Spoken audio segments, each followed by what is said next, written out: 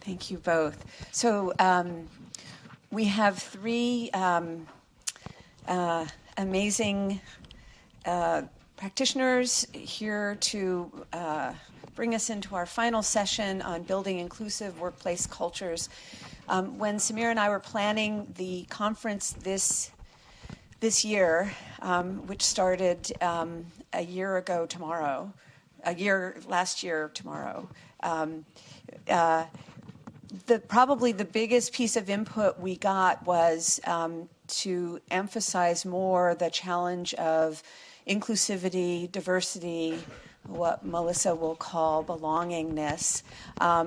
And so we decided to devote an entire session on the intersection of culture and this topic. And I'm thrilled to introduce to you three incredibly sophisticated thinkers about these issues from three very, very interesting organizations. We have Melissa Thomas Hunt, who's head of global diversity and belonging at Airbnb, Rhonda Morris, who's the VP and CHRO at Chevron, and Anika Warren, who's the Chief Organizational Effectiveness Officer at one of the most interesting organizations around, Draper Richards Kaplan Foundation. If you haven't, well, she'll tell you all about it, but it's really incredible. So Melissa, let me welcome. Yeah, there you are. There I am.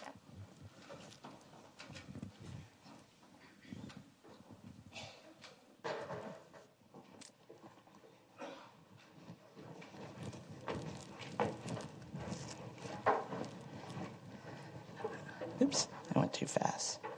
There. Good afternoon. I'm absolutely delighted to be here.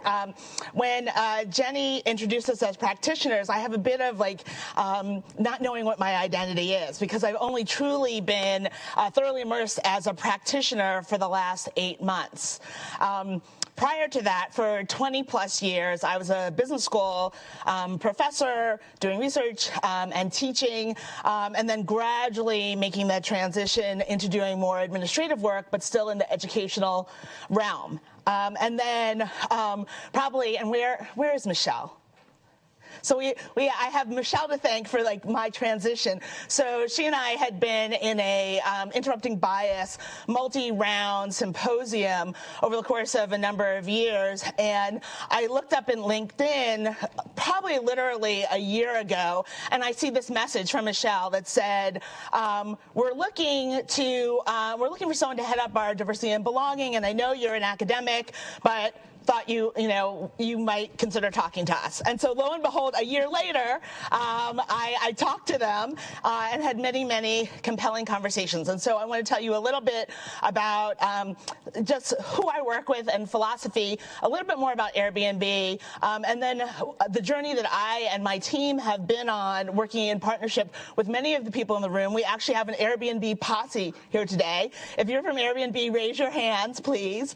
So I think there are 9 of us strong from all different aspects, including someone from 21st Century Company, because that's how much of a commitment we have to the cultural aspects and to defining that, as well as someone from our ground control, which is the area of the organization that is dedicated to the promotion and maintenance and promulgation of our culture.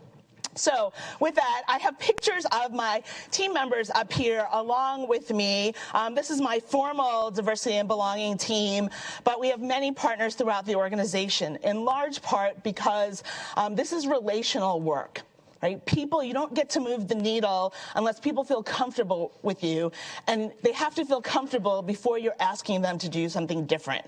And so there are a whole host of us that go out. We have a diversity and belonging partner model where we go out and we partner with leaders and managers throughout the organization to understand what the challenges are, what the hotspots are, what the bright lights are, so that we can then help to build things that support them.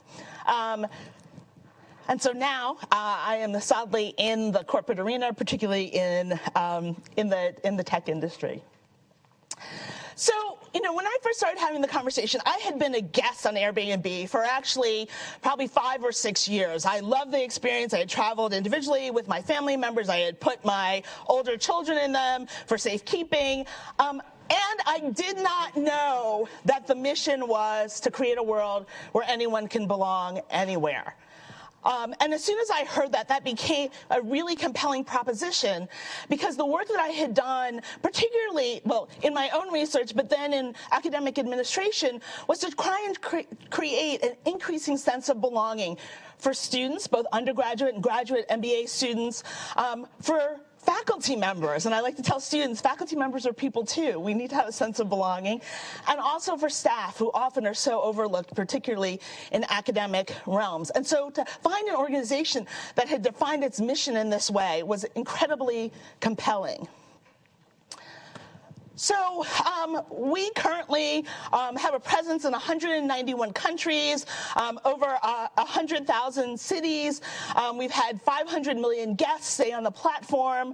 There are 7 million properties. And for many of you, you may not know that we have a category called experiences, separate from our homes, separate from our stays, which is about creating unique opportunities for individuals to engage in a guided fashion and to meet other people so that they can explore areas and get to know the local context in a variety of places, and that's our experiences business. Oops. So just to give you a little bit of a timeline. So in 2008, Airbnb was founded. I won't go into detail on the founding story, but it's pretty incredible. Some of you know it, but essentially there was a design conference in San Francisco. There were two individuals who were industrial designers.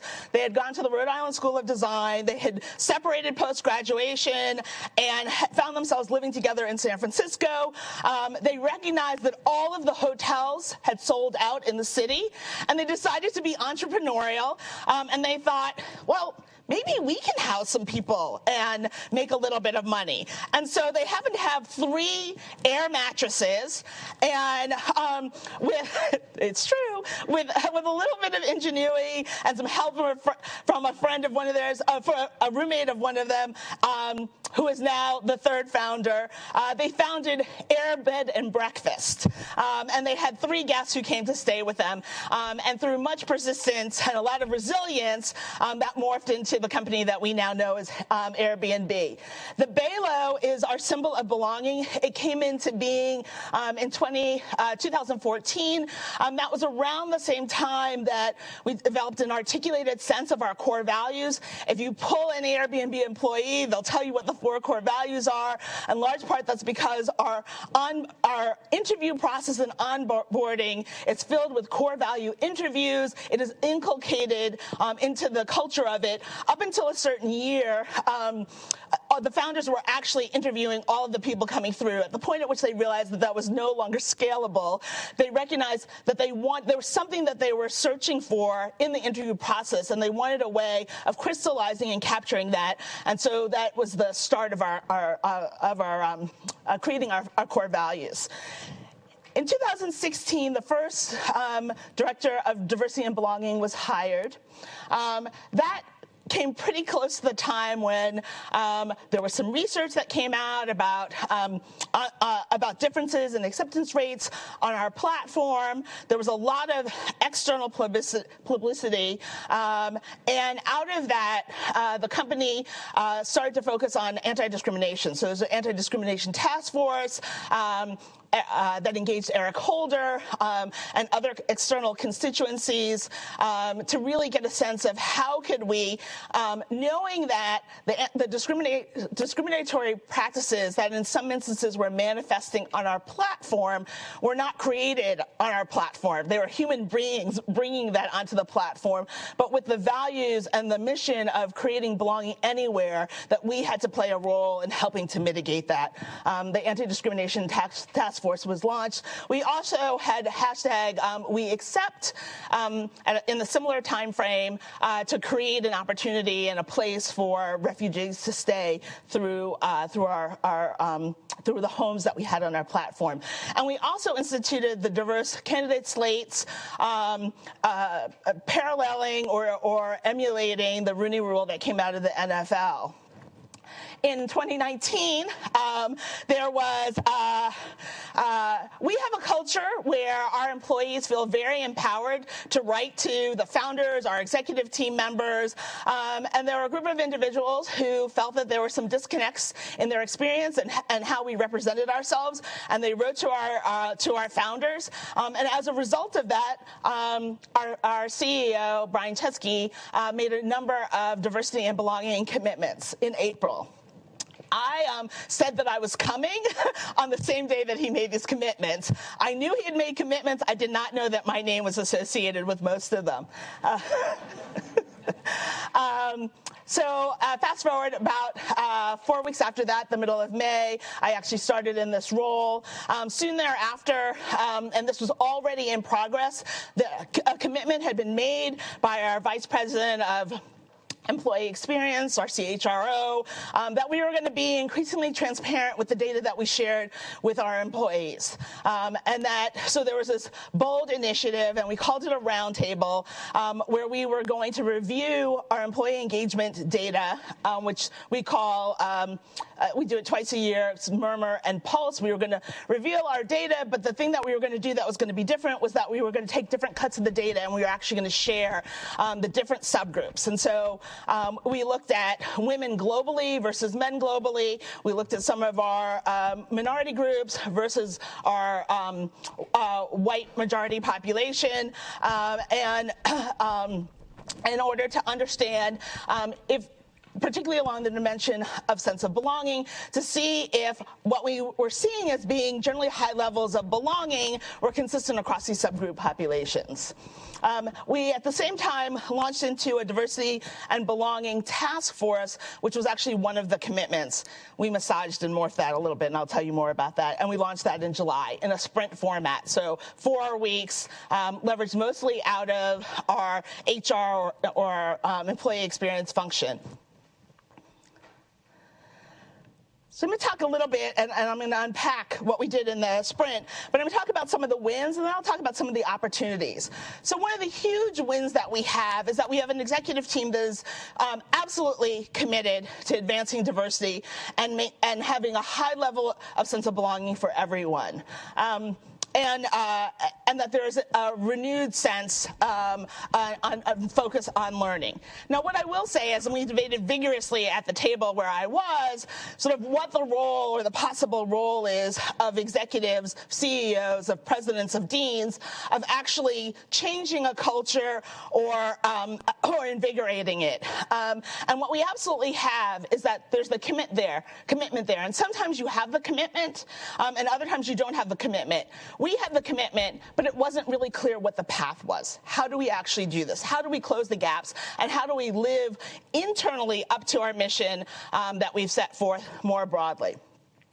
So we embarked on, we delivered the State of Diversity and Belonging report, and this was done by collecting input globally, so multiple trips abroad to Asia, lots of town halls virtually and in person, emails coming in for us, and we culled through and essentially created, with the work of many of my colleagues who are here today, a 50-plus page document that was meant to capture the actual, the state of diversity and belonging. And then we managed to cull that down to a more digestible format. So to just tell you a little bit about the report, I quickly realized in my time through lots of conversations and talking to people that really this notion of belonging and our state of diversity, there were lots of answers that our employees already had, and we didn't want to have a protracted process. And it seemed that the key components of the friction points really lay in areas that our employee experience organization could touch.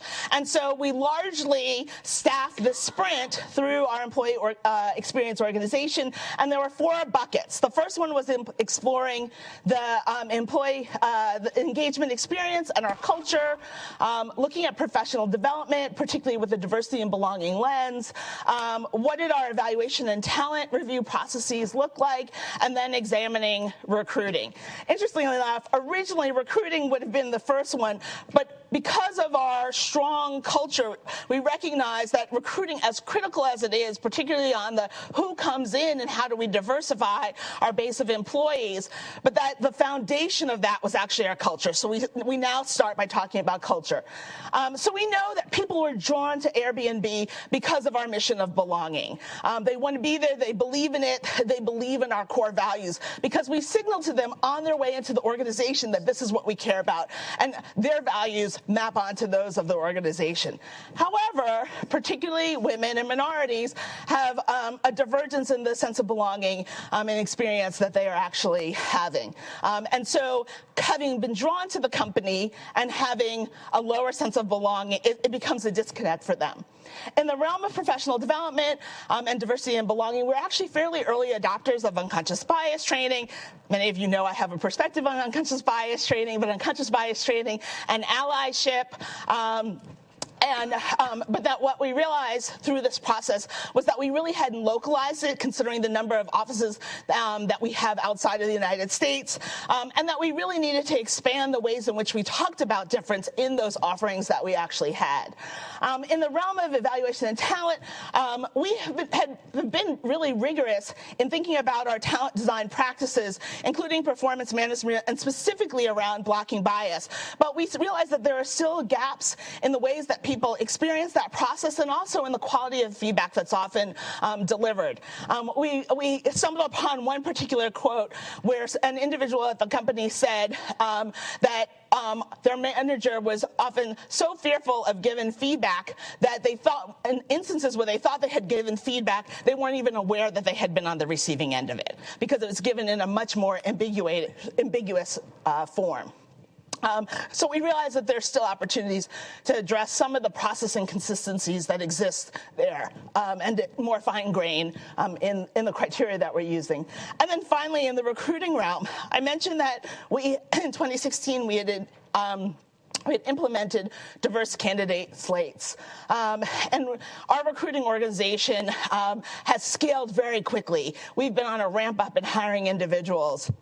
And through that process, they have attempted to execute on diverse candidate slates policy. But one of the things that we realized is that when it was implemented, we really didn't involve the business in thinking about, like, what does this particular set of processes and procedures mean given the availability of talent, given the way the business runs, what were the commitments that the businesses could make to advancing diversity in their realm. It really was something that was imposed upon them as opposed to something that was co-created. So there's really opportunity to remove some of the friction points that have implications for the way in which people are experiencing the culture as they come into the organization and as employees are bringing people into the organization. So we know, to put a fine point on our challenges, we've got some significant gaps in our experience of belonging, and that's just unacceptable. It's unacceptable at the executive level. It's unacceptable for our base of employees who have come to the company because of our mission of belonging. We also discovered that, we are largely a company that has been in startup mode for a long time, and we are now scaling and much more mature. But in an entrepreneurial environment, the belief is that everyone can do everything, and you just figure it out.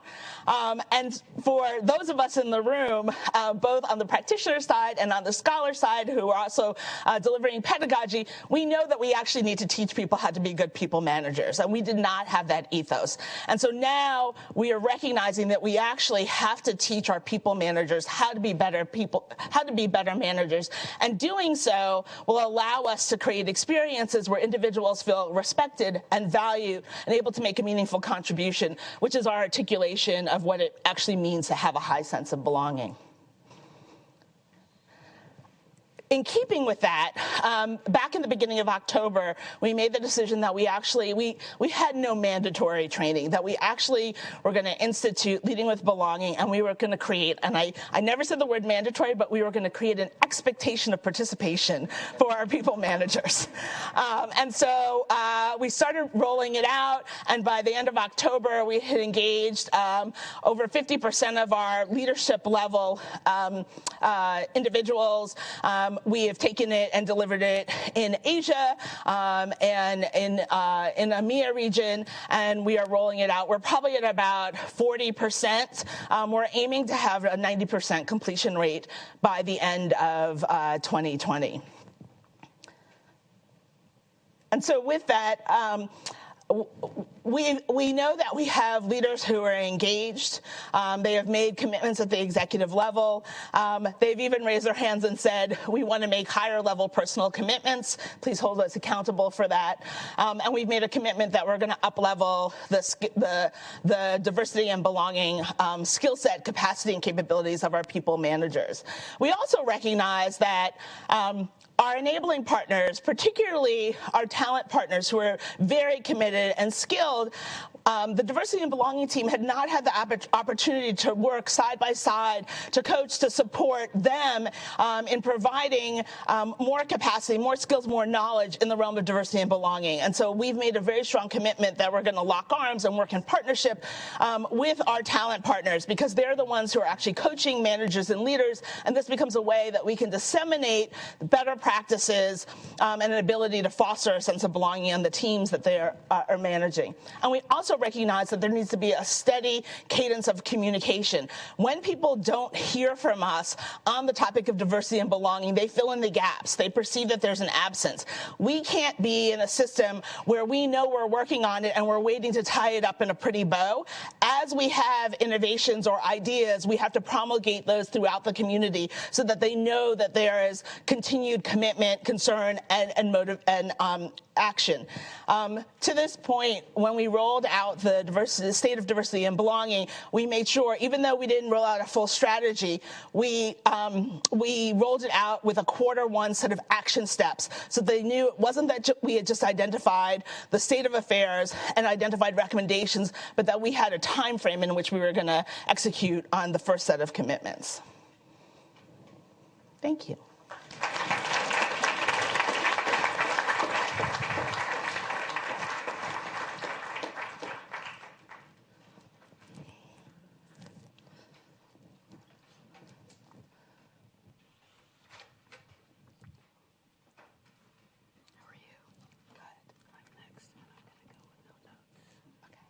I think I'm next. Yes. Do you have a mic? I have a mic. Can you guys hear me? Okay, so my name's Rhonda Morris. I am the head of HR for Chevron, and I thought they were going to put our nice Chevron hallmark up here. Do you have slides? So that's a great question. The question she just asked me was, do I have slides? And the answer to that is no, I don't. And that's actually the only slide that's supposed to show up is the Chevron hallmark slide, but if you don't have that, I'm happy to talk without it. So I'm just going to start by sharing with you something I shared with my leadership team earlier this week, and that's we're going to have a ruthless focus on simplicity this year. And I am going to role model that by not having any slides, and I'm just going to talk to you guys. And I'm going to talk for about 5 minutes, and what I really want to do is have a dialogue. I know you've been sitting here for an extremely long time. I know what I want to share with you, but I'm actually more interested in what you want to know about us. So I'll talk a little bit about my background, our company, some of the challenges we have, and some of the things that make Chevron an exceptional place to work. And if it wasn't an exceptional place to work, I would not have been employed by Chevron for 25 years. And not 25 consecutive years. I actually have a break in service, and if you guys want to know why I chose to leave Chevron and go work for Haagen-Dazs ice cream, I will tell you, but I'm not going to talk about that right now. So our company is 140 years old. That is something that's very positive, and sometimes that's something that's very negative. So when you have a company that's 140 years old, you have a strong culture. When you have a company that's 140 years old, sometimes that makes it actually really hard to turn the tanker to change. But over the course of my career, I've seen significant change in the company, and I actually spend quite a bit of time thinking about what exactly is it that has caused our company to change. And in my 25 years, the first thing I would say was email. When I joined Chevron in 1991, there was no email. People didn't even have computers on their desks. Some of you probably can't even imagine a world like that. But this is true. We were a very hierarchical company. You did not talk to anybody who was higher than your supervisor. We didn't make a conscious decision to change that. What happened was email. And all of a sudden, you went from not being able to communicate to someone higher than your supervisor to one of our operators in one of our refineries sending an email to the chairman of the company saying, I don't like our benefits. You are terrible, you suck. And it went like that overnight. That wasn't a conscious decision to communicate more broadly, to break down barriers. Technology has been a driver of a lot of change in our company over this time. So again, if you want to talk more about kind of what's caused a company as old and with a legacy like ours to change, that would be one of those things. We are one of the largest companies in the world. We operate in over 50 countries. Over half of our employees are outside of the United States, but the majority of them are in the United States. Our headquarters is in California. A lot of people actually don't believe Chevron has not actually relocated somewhere to Texas. But we started in California, and our headquarters is about 40 miles from here. I am a very proud, very rare, native Northern Californian Chevron employee. I was born actually about a mile from here at Alta Bates Hospital, as was my 16-year-old daughter, who I will actually use to tell a few stories about what the culture of our company is actually like. So, on a positive note, my daughter is a Chevron child. We have over 600 Chevron couples. There we go. We have over 600 Chevron couples in our company, and we work very hard in cases where we can to move couples together. And we like to have individuals work outside of their home country, especially if we're grooming them for larger leadership positions. My husband, up until about 4 years ago, was a mechanical engineer at Chevron and managed our fuels technology business. And for those of you who live and work in places and buy our fuel, and you'll see Chevron with Techron, I am married to one of the inventors of Techron. So what that means is my 16-year-old daughter is a Chevron child, and there are lots of Chevron kids. And as I ask younger people who are working, who come to work for us right out of school, what is it that has drawn you to our industry? Because as many of you know, sometimes we're not all that popular. A common thread is they're children of people who worked in the industry, and they understand what we do. They understand the opportunities that we provide. They understand what types of corporate citizens we are in the world. But I have a kid who's a Chevron child. And my 16-year-old who's lurking around campus somewhere right now, she actually knows the chairman of our company, and she's known him her entire life, largely because most of the people who work in Chevron are long-term career employees. On our executive leadership team, with 25 years of service, I have the least amount of service, with the exception of our general counsel, who was an external hire, and even he's been with us for 10 years. So in a world where you can read a lot about communities eroding, we have a really strong community because we literally are growing old together.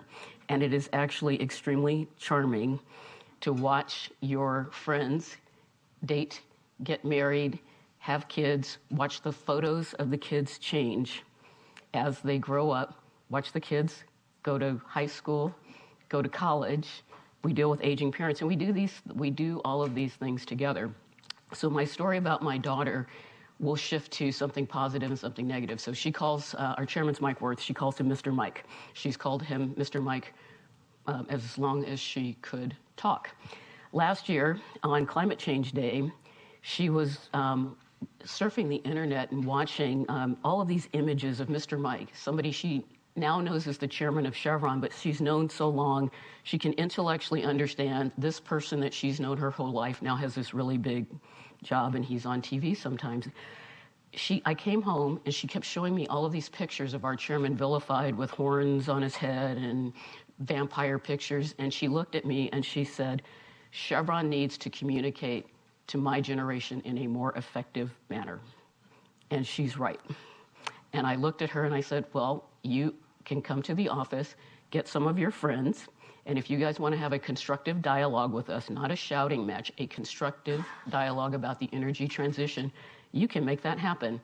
And I am extremely proud that I work for a company where I can say that to my daughter or any 16-year-old who actually wants to come and engage in a dialogue with us, we will make the time to actually do that. So that's a positive, and that's a challenge and an opportunity actually for us. So other challenges, I'll shift to myself. I'm an only. I am an only on our leadership team. I am the only person of color. I am the only female. And I have I am working on the courage to talk about what does that feel like, because quite frankly, it's taken me a little bit by surprise. I didn't think it would have. I have to catch myself sitting in meetings looking around going, wow. I was in a meeting about 2 weeks ago. There were 24 people in the meeting. There were 23 men and me. And sometimes you don't think about that being an issue or what the impact of that is, but the simple fact that I am distracted from the content of what we're talking about and thinking about issues of gender is going to drive me to make sure I minimize, in the tenure I'm in this job, how many people actually have to go through that experience. So that's an opportunity for us.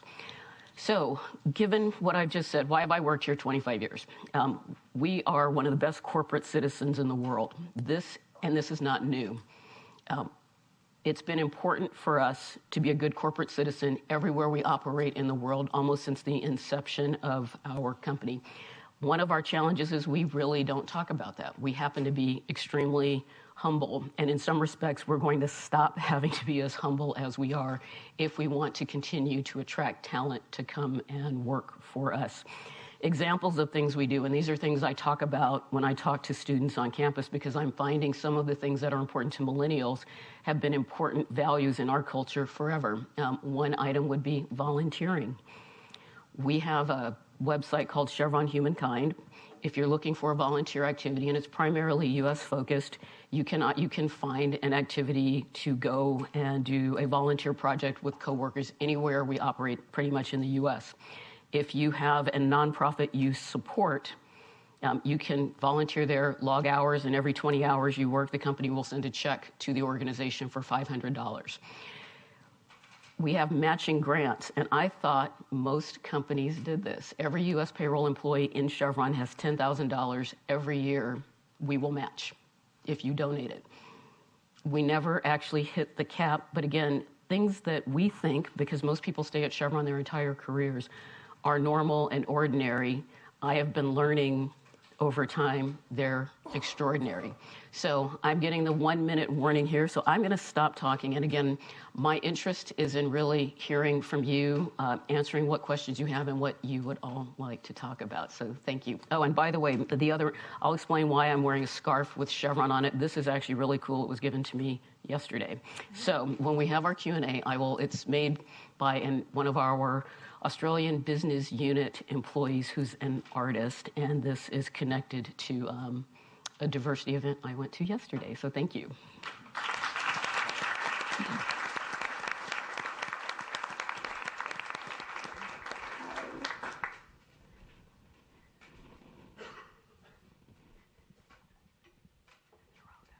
Hi, everyone. My name is Anika Warren, and I work at Draper Richards Kaplan Foundation.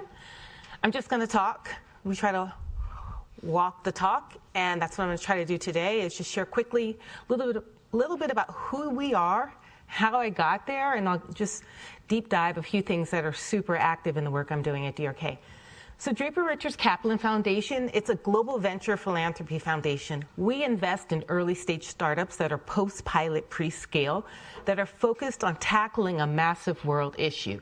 So we're really interested in the entrepreneur and the organization and what they're trying to solve. So we are sector agnostic and opportunistic. DRK's been around a little over 17 years, was founded by Bill Draper and Robin Richards Donahoe. They're quite exceptional. They're traditional VC folks. They had a legacy of great work that they were doing globally, particularly in India, and at one moment they said, we need to change the world. They're even diverse in who they are, in the sense where now Bill Draper is 91. He still comes to work at our Menlo Park office, and Robin, I won't give her age, but she's much junior to him, closer to my age. She stumbled on him at Stanford Business School when he was doing a talk. She went and talked to him the next day. They found themselves on a plane to India within weeks and have built a venture capital and now a venture philanthropy foundation. And then Rob Kaplan joined about in 2008, so a few years later, and he is the head of the Federal Reserve in Dallas. So these three folks already were diverse in that sense. And when they founded DRK, it was very small, and they just wanted to invest. You could get a deal in 2 weeks. And the general theory and thinking was, if we put our application online and make it open and open source it, everyone can get money. So it was global at its core. And I can talk a little bit about the investment hypothesis and structure, but I think the most important thing I would say is the thesis and the model has not changed. It's very simple. It's find, fund, support. And we find organization in a range of ways, open application, networks, conferences, other startups, other venture capital organizations, et cetera. Currently, this past year, we got 1,100 applications. I didn't tell you how many we invested in yet.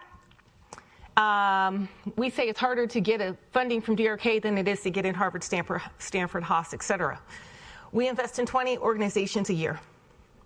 We have only 160 organizations in our portfolio. 60 of them are active, the others are alum. There is one here today.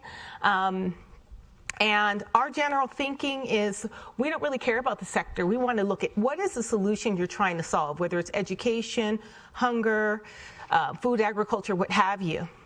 Luckily, when we were thinking about DEI, that's when our current CEO met me. Senior leadership team's pretty diverse. We're very small as an organization. But that's kind of when I came on. And I'm going to go back to the investment piece in a second, but I want to talk a little bit about how I joined. I talk fast. I just have fast processing. I'm not nervous. But I will then kind of focus on these kind of DEI pieces more broadly. So when I met Jim Bildner, our CEO, about a year and a half ago, maybe 2 years ago, probably 2, it was for a managing director role, which is they sit on the boards of the organizations we invest in. We help them scale to capacity in a range of different ways. And the organization is known for a specific type of employee. We think low ego, high IQ, high EQ. So that's the orientation, a core competency, strategy in what you bring, whether you're a comptroller or you're an analyst or something there within. We're less concerned about just not the core competencies that you bring, but who you bring as a human being to the work. How do you understand mission and value and orientation? So that's kind of core. So I met Jim, and I was looking for a managing director opportunity, but I was also in this kind of process looking for university presidencies, and I was in this cycle.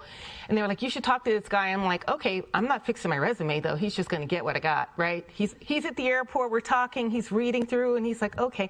So just as context, I'm not going to geek out, but I'm a multicultural and organizational psychologist by training with a background in investment banking that's worked for a nonprofit focused on research and consulting with multinational orgs in gender diversity and workplace inclusion, and a graduate professor at Columbia in multiculturalism, organizational career psychology, and clinical work.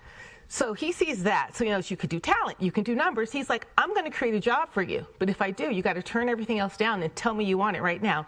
And I'm going to use everything you've done in your resume and into this position. And my last job was running foundation and corporate relations for another university and bringing in like $100 million. So he's like, I need all of this. I'm going to package it. So I go to work every day for now a year and a half, and it feels like I don't work. I mean, I'm always on the plane. I just came in last night from Boston. I go to New York tomorrow, but I don't work because I love what I do, because it's core to what they were talking about earlier. Do your values, your expectations, your priorities align with the work you're doing in the organization? So I got this job, and I pretty much do all of that. So around that notion, around what does it mean around diversity, equity, inclusion, and belonging, the core of that work for DRK is nimbleness. Jim will find someone and hire them and figure out what they can do if he has a need or he thinks he has a need, and then he'll leverage it. So our organization is pretty small. When he started, there were 5 people. That was about 6 years ago. Now we're burgeoning with 36 employees. So very different from the other two in the sense of size and scope of organization. I'm on a ton of initiatives and projects. It's not really about me, but now I'm going to get to our investment. We only give $300,000 to our organization, but our deepest commitment is portfolio support. How do we support these organizations as they grow besides putting someone on the board? We don't just sit on the board. We talk to you every 2 weeks. We help you with your marketing plan and strategy. We open doors for you, help you figure out your fundraising plan, but we didn't have a lot of products and tools. So now we have board sourcing that I lead, where we help source board members to sit on the boards with us. And fortunately, half of the board members we seat have been women and people of color. In 8 months, we've seated 16 people. We have a pipeline of 30 to 40 exceptional people globally. Our organization right now, of the 60 in our portfolio, half of those are in Africa, so about 30. A third of those, half of our portfolio is international, half of which in Africa, of that international piece, some in India, and then Latin America. All this to say, so I'm on all these projects, and all of a sudden Jim gets this commissioner job. He's like, I got to do sexual harassment training. We all should do sexual harassment compliance training. Implement that. So we implement it, but at the same time, you've got all these organizations, all these people, and with the human element, sexual harassment, discrimination, it's going to happen because we have variation in perspectives of what's appropriate, what's not appropriate. He's like, okay, now we're seeing emerging issues with the Me Too movement. He's like, what do you think we should do?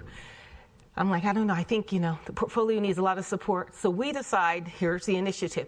We decide that not only do we want to do sexual harassment training, every organization we invest in, we're going to require that they keep sexual harassment compliance training in their organization. They're aware about discrimination.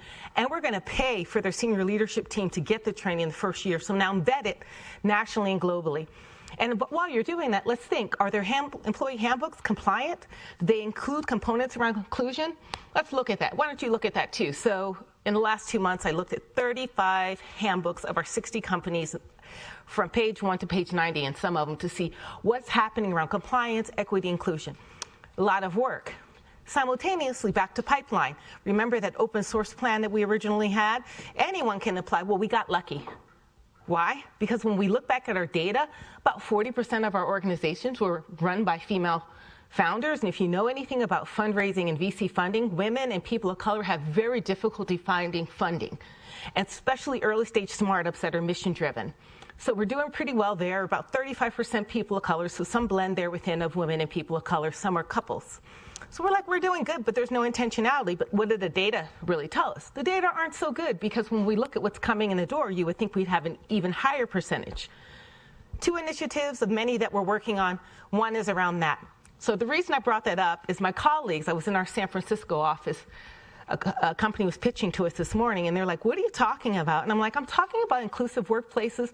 And then Anna says, here's our data from last year. I just finished analyzing, and she gave me a hard copy of where we are. So we're not meeting our mark in a sense where we're not intentionally looking at our pipeline of source deals to determine what's happening. Why aren't we investing in more entrepreneurs of color and more women entrepreneurs with intent, giving the ratio of the number of them that actually apply, both globally and internationally? And how can we be more intentional in both sourcing? Because the majority of our sources come from Fast Forward, Echoing Green, and other partners in the sector. So that's one of the challenges we're working on. A second is completely unrelated, but totally related to culture, is wellness and well-being within DRK and within our portfolio support.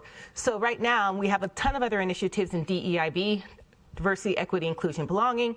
The other one that I really wanted to focus on was cultural awareness around wellness. That's mental health wellness, that's crisis planning, that's how do you create healing in healthy communities. So that's another thing we're implementing. And what we're doing is everything we're doing internally, we're doing with our portfolio organizations, and we're creating the infrastructure and the support and the processes around them. But the reality is, if you're working in rural India and you haven't screened or filtered during the recruitment process someone's capacity to be isolated and alone and away from family, and they're trying to help even more impoverished communities, you can have a challenge. But how can you build infrastructure around that and your team members to help them more effectively and actively and being prepared and coping and connecting? Got it. Thanks.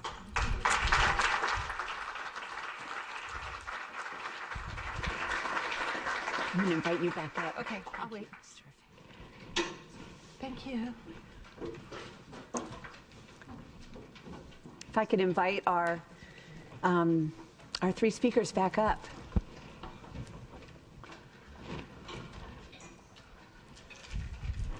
Thank you.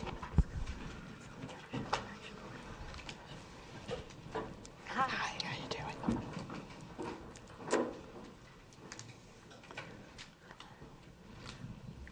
Thank you. Fantastic. And once again, just such an interesting range of organizations and challenges. We saw difference in the size of the organizations, in the industries, in the sector, in the stage of their evolution. So what questions do you have, Frank? I'm always interested in hearing about what you see that works. So in the past, say, year, I'm going to... is there an example that jumps to mind about an intervention or any kind of change in practice that you thought had a really concrete, material sort of impact that you could share? No, well, I'm happy to start. We had something really unusual happen, and in fact, I would encourage all of you, and again, I said we're 140 years old and that's good or that's bad. We're really terrible on social media, and don't quote me, but it's actually true. We have a new chief diversity officer, and he came out of our business, and it took a long time for me to think through who's the right person to have this job. Should I have some high flyer who you want to ingrain how important this is in the future? And I thought, well, that's high risk because I need somebody in this job who's fearless. So I made a decision to put in the job someone I knew who was respected by our business, one of our commercial managers who was in his last job.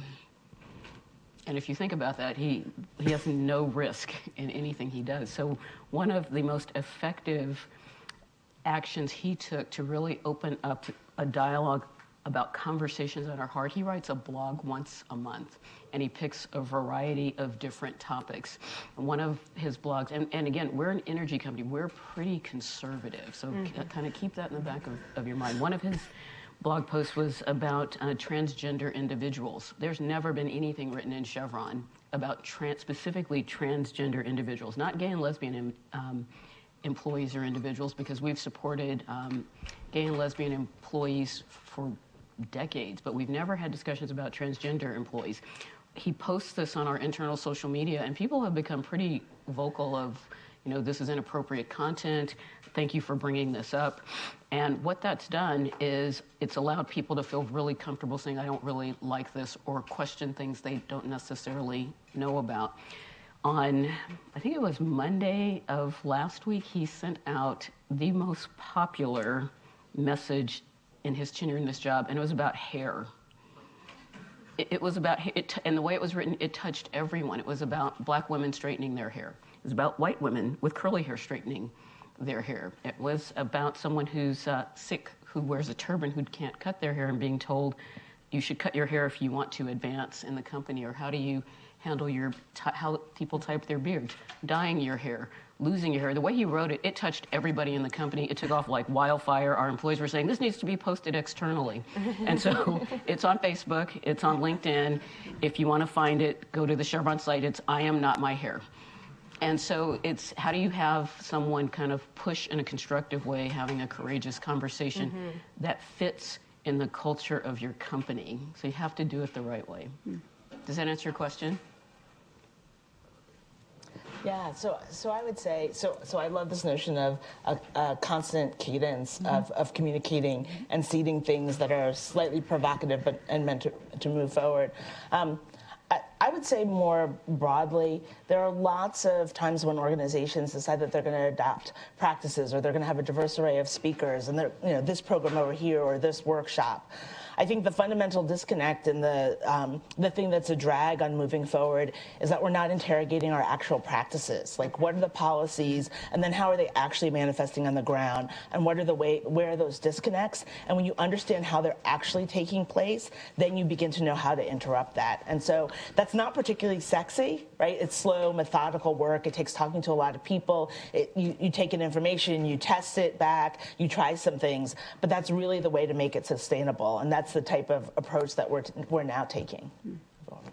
Great. I think that's, you want me to answer? I can answer. I think those are great examples. We're small, so it's completely different in that sense. I think one of the things we're really conscious of is how we live and describe words, and maybe this is a psychologist or doctor in me, is like, what does inclusion feel like to you if you're an analyst versus inclusion if you're a managing director? And how do we get on one level playing field? MDs, we're always traveling and flying, we work from home, et cetera. But is there an expectation for everyone to be in the office? What is FaceTime, and how do we create a culture of sharedness? 36 people, if you're on the deal team and you don't get invited to a meeting, you wonder, well, why wasn't I included? So the way we live and deal with that is different, and how do we communicate with authenticity, accountability, and transparency across a small, nimble organization so everyone feels like they're a part of that? So we're improving our processes throughout. We're having more meetings. We're opening up the dialogue. We're just actively thinking different types of learning. People are now, the CEO and the founders are doing lunch with people across the organization more consistently. So I think it's more about active engagement and listening. So we're asking for feedback. Another thing is I just launched this professional development program in our org, where everyone in the organization can do professional development, and everyone gets the exact same budget, the exact same structure, everything. So our general approach is, in some ways you can be inclusive, in some ways it doesn't work, and then trying to get our oldest employee may be 70, our youngest might be 23, and an understanding of just how career stage, life stage, and roles and responsibility can affect how we engage in our own work, but also making people feel included and valued, because we aren't very hierarchical, but it still feels as such.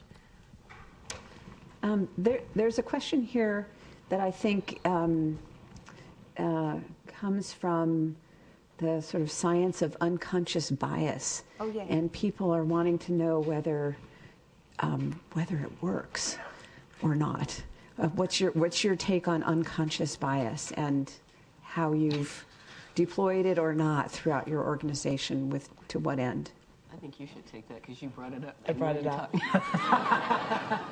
Once upon a time when I was a researcher. Exactly. I have a colleague, Michelle Duguid, who's on the faculty at Cornell, and she and I worked together.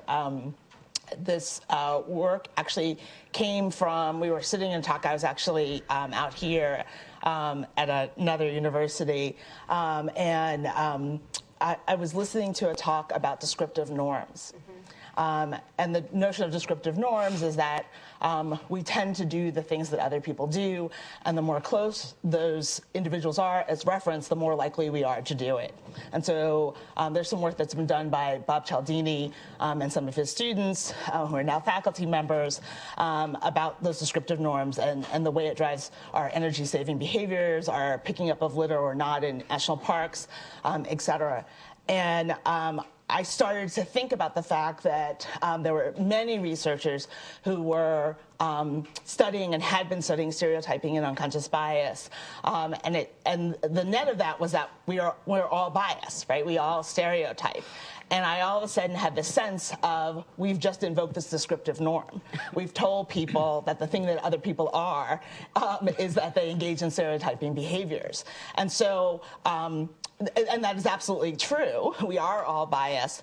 But it caught on, I think, because very well-intentioned researchers who wanted to communicate the accurate research also felt that by destigmatizing the fact that we have biases, that it would actually motivate more people to mitigate their bias. And so in that moment, and I talked to Michelle about this, we had the supposition that, in fact, people were going to be less motivated to work against their stereotyping behavior because everyone was stereotyping. And in fact, there were a series of studies. We found that even in some instances, being told about the prevalence of stereotyping behavior, that we all stereotype, can actually increase stereotyping behavior, which was very disheartening. We also did find that when individuals, when you change what the descriptive norm is, when you say that people are working very hard against their stereotyping behavior, that you can actually reduce stereotyping behavior. The question is whether that's actually true or not. And so in sitting with that amalgamation of it, it's not that unconscious bias is incorrect, nor that we should not be made aware of it, but we actually have to give prescriptions on like the behaviors that we should be engaging in, and sort of as more of us are doing that, we need to promulgate that more of us are doing that. That's great. That's my long answer. Yeah, no, that's a good one. That's a good one. I mean, I've always thought that we are innately prototypers, right? Meaning that the way our brain works is that we categorize things. There's no necessary connection to categorizing things in ways that stigmatize people, right? So I don't know. I've always, it's the idealist in me. We are in Berkeley. I try to decouple those a little bit. Can I decouple yeah, it a little please. bit? Because I would say that around bias and stereotypes, we all have shortcuts, right? And when I talk about it, it's just like, does everyone here drive? Or who doesn't drive? Okay, a few of you don't drive, but you walk like across the street and sidewalks and all of that, right? So like the reason we have sidewalks is because of the ADA, right? In the 70s, the ADA decided that for people with disabilities, we needed sidewalks so they could walk more safely.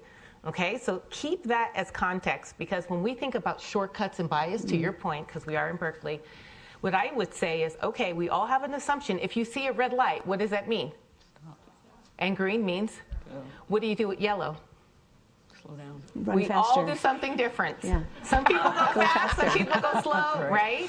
right? And that's sometimes how we have an accident.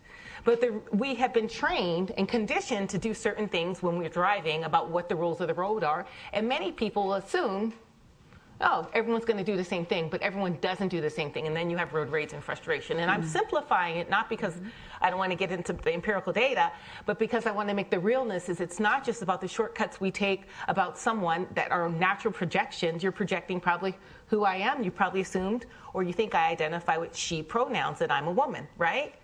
But that's all shortcuts and assumptions we make. It's just the way that we engage and live in the world, regardless if you're talking about the human being or the human element or ways that we think about everything from driving to cooking to living to eating, right? So if we say we don't do it and we put it around people, it's harder for us to digest. But if we own that it's a core part of how we function in the world to be more nimble and effective, then it kind of takes away the stigma or the shame around it, even though it's a true reality. It's just a human thing. Right? But then with that, we have the unwritten rules. I'm going to speed up today on the yellow light because I'm in a rush. But in general, I'm trying to be a good driver and go slow on the yellow light, right? So there's so much variation. And I think that's true for bias, too, in the workplace. The way I treat you may be different than how I treat other people because I have an affinity or connection to who I think you are, whether that's true or not. Oh, I hate to say this, and it may be because I'm running on fumes at this point, but it actually goes full circle back to Ozgajan's very first talk yesterday to really talk about convergence and shared meaning and recognizing what you understand as the same and what actually is understood as different. Yes. So I feel like I need to say, and we need to work against it. Right. No, right. Yeah. Own it and then work against it. And work against it. Consciousness. Right. Yeah. Other questions? Agreed. Please. Yes. I don't know what table anymore. I had a question for Anika, although I'd be interested in some of your other perspective. You were describing your journey getting hired into DRK. And it sounded like your CEO basically sculpted a job around your strengths. And I wondered if that was a practice there, and if you thought that kind of practice is scalable in larger organizations. Because as I was listening to your story, for us at Clorox, big company, our philosophy is totally the opposite. We have a job. This is a job. We hire people or promote people into the job. It's the job first. What you were describing was really different, and I wondered if that was a practice or if you would imagine that is actually something that's scalable across a bigger, that kind of philosophy. Or if anybody else has experience with that idea. Sure, I can start. Yes, he's done that in other cases, and then he was given a rule. Don't hire without approval and process, because there's a lot of bias in that, right? So yes, he has. Do I think it's scalable? Yes.